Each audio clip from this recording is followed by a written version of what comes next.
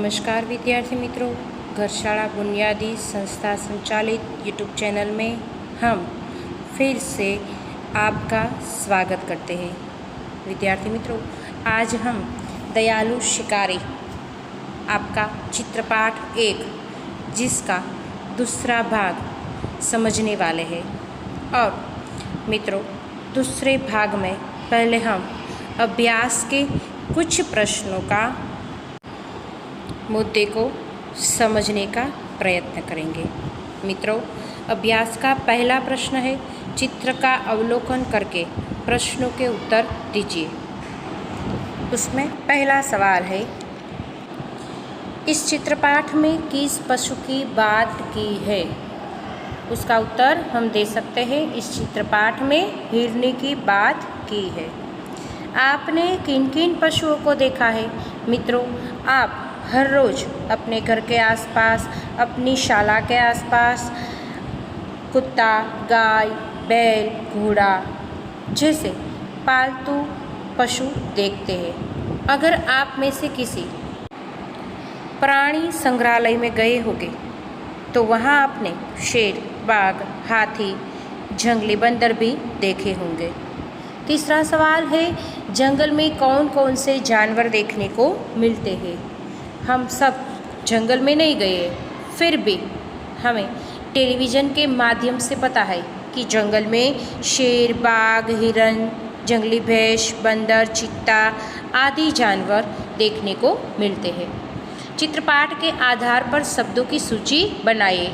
मित्रों, इस प्रश्न का उत्तर हम शिकारी, दयालु, गोली, हिरनी, टांग, अस्पताल, डॉक्टर, खून जैसे आदि शब्दों का प्रयोग करके वाक्य बना सकते हैं और इसीलिए ऐसे शब्दों की सूची बनाने को कहा है।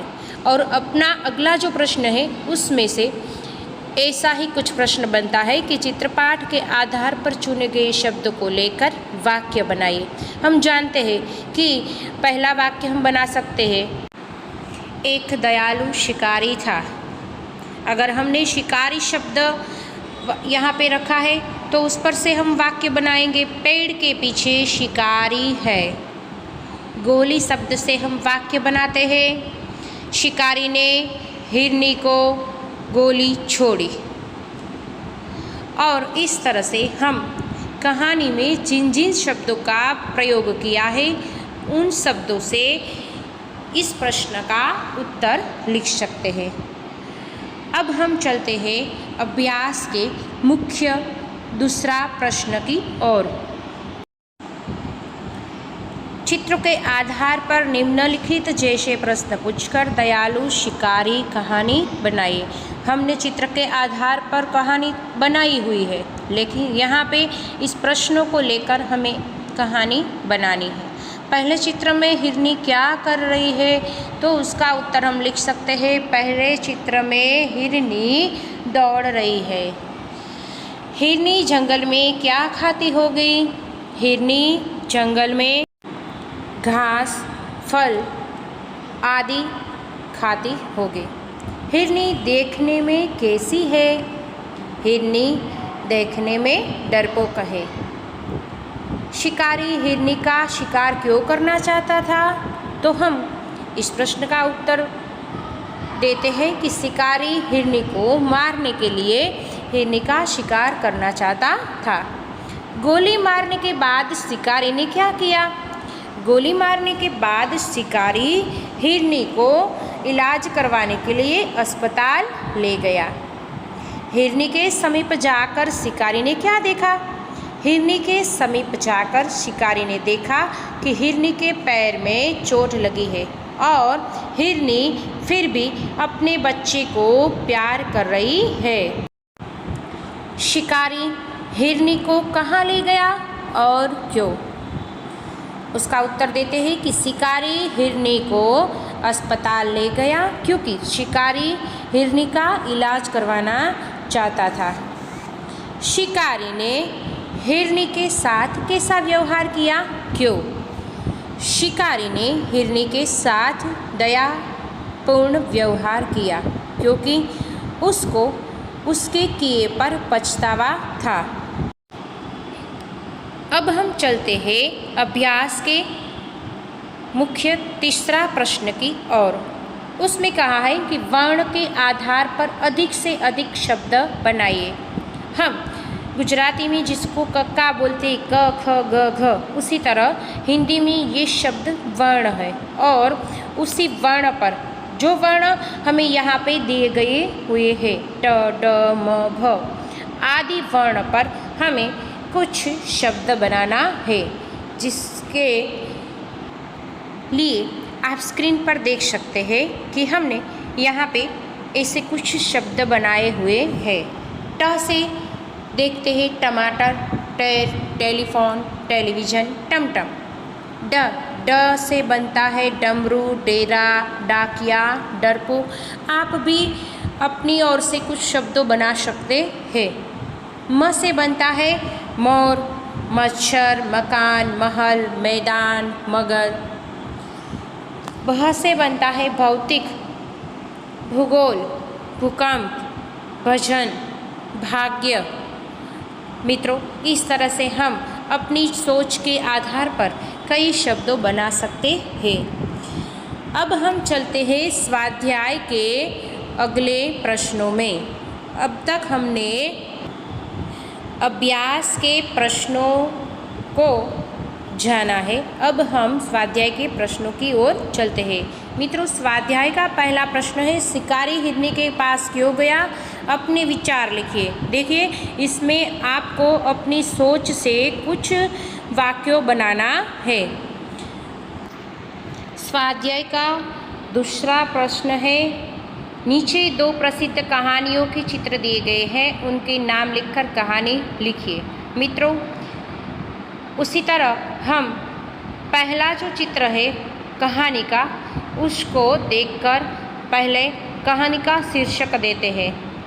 यहाँ पे आप देख सकते हैं कहानी का शीर्षक हमने दिया है कहानी बातूनी कछुआ, और उसका पहला चित्र है। यहाँ पे 3 चित्र दिए गए हुए हैं और दोनों जो चित्र हैं वो अलग अलग कहानी के हैं। पहले जो चित्र हैं उनको हम समझते हैं कि ये बातूनी कछुआ कहानी से हमें क्या सीख मिलती है।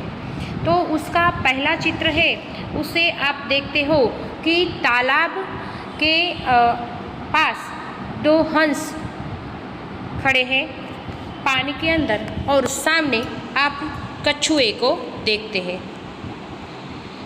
और दूसरे चित्र में देखते हैं कि कुछ लोग हंसों को उड़ते हुए, कछुए को लटकते हुए देखते हैं। और तीसरे चित्र में हम देखते हैं कि कछुआ है वो लकड़ी से गिरता है। अब हम इन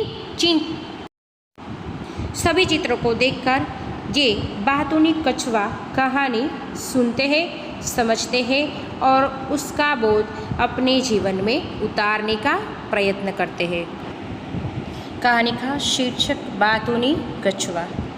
एक छोटा सा गांव था। गांव के बाहर एक तालाब था।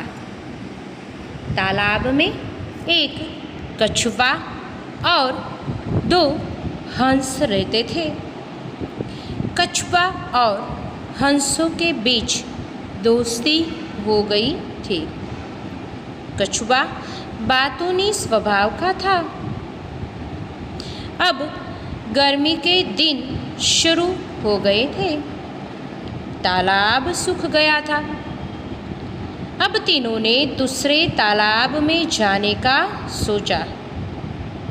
हंस तो उड़कर जा सकता था, पर कछुआ का क्या? कछुआ कैसे जाता? कछुए ने हंसों को एक उपाय बताया कि तुम दोनों एक लकड़ी ले आओ। लकड़ी का एक एक सिरा तुम दोनों अपने अपनी चोंच में पकड़ लेना। मैं लकड़ी को बीच में से मुंह में पकड़ लूँगा। इसी तरह हम तीनों दूसरे तालाब में जा सकेंगे। हंसों ने कछुए से कहा, ठीक है, हम आपकी बात मानने को तैयार है। मगर आपको भी हमारी बात माननी पड़ेगी। यही कहकर हंसों ने कछुए से कहा, रास्ते में बोलना मत, क्योंकि अगर तू बोलेगा तो लकड़ी मुंह से छूट जाएगी और तुम नीचे गिर जाओगे। कछुए ने भी हंसों की बात मान ली। अब दोनों हंस कछुए को लेकर उड़ने लगे। जब कछुए और हंस को लेकर दोनों उड़ रहे थे तब रास्ते में एक गांव आया। वहाँ गांव के बच्चे यह दृश्य देखकर चिल्लाने लगे।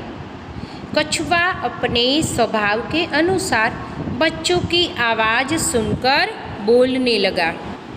हंसों ने पहले ही मना किया था कि बोलना मत, लेकिन कछुए ने हंसों की बात सुनी नहीं और बच्चों के चिल्लाने पर कछुआ अपने स्वभाव के अनुसार बोलने लगा।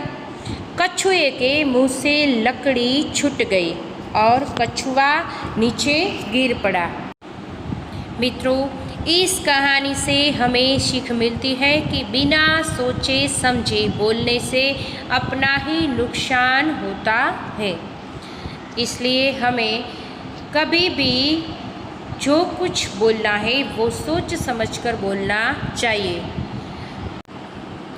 मित्रों, हमने जूम के लेक्चर द्वारा भी आपको ये सब प्रश्नों समझाने का प्रयत्न किया है और उसके माध्यम से और इस YouTube चैनल के इस भाग के माध्यम से आप इन सभी प्रश्नों का उत्तर आपकी नोटबुक में लिख सकते हैं।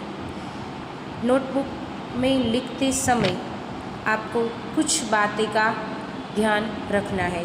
नोट को आप स्वच्छ रखना और ब्लू पेन या ब्लैक पेन का योग्य उपयोग करके नोट में लिखना।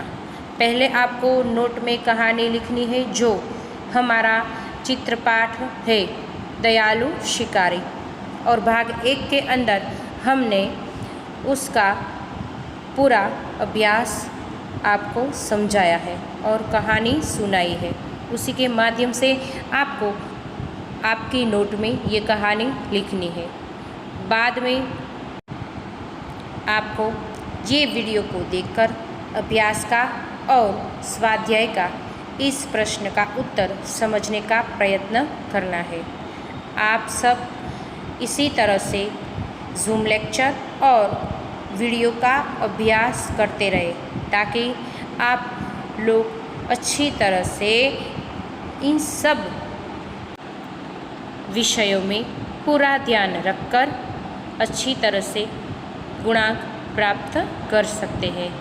आज हम यहाँ तक रखते हैं, फिर मिलते हैं दयालु शिकारी के भाग 3 में और वहाँ हम स्वाध्याय के प्रश्नों की अगली कहानी और दूसरे सब जो प्रश्न है उसको समझने का प्रयत्न करेंगे और बाद में फिर से नोट में लिखेंगे।